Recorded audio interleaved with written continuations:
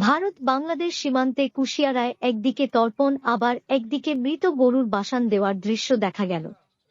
নদ ও নদীগুলোকে পরিষ্কার রাখার সরকার যে সিদ্ধান্ত গ্রহণ করেছে সেটা যে কোনো অবস্থায় পালন হচ্ছে না। রবিবার তার জ্বলন্ত প্রমাণ দেখা যায় করিমগঞ্জের বিসর্জন ঘাটে। পিতৃপক্ষ শুরু হয়েছে, তাই প্রতিদিন ভোরে মানুষ কুশিয়ারা নদীর জলে নেমে প্রয়াত মাতা পিতা ও নিকট আত্মীয়দের নামে সকালে যখন লোকে নদীতে তর্পণ করছিলেন তখন তাদের পাশ দিয়েই একটি প্রচণ্ড বড় মৃত গরু নদীতে ফেলে দেওয়া হয়। অনেকেই আপত্তি করলেও কোনো কর্ণপাত করেনি। কুশিয়ারা নদীতে অনেক সময় মানুষের মৃতদেহ, পশুর মৃতদেহ ভেসে আসতে দেখা যায়।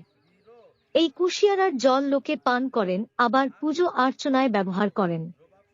এছাড়া সরকার নদীর স্বচ্ছতা রাখার জন্য কোটি কোটি টাকা খরচ করছে। সেই মুহূর্তে যদি প্রকাশ্যে এমন দৃশ্য দেখা যায় তাহলে মানুষের মনে প্রশ্ন জাগায়।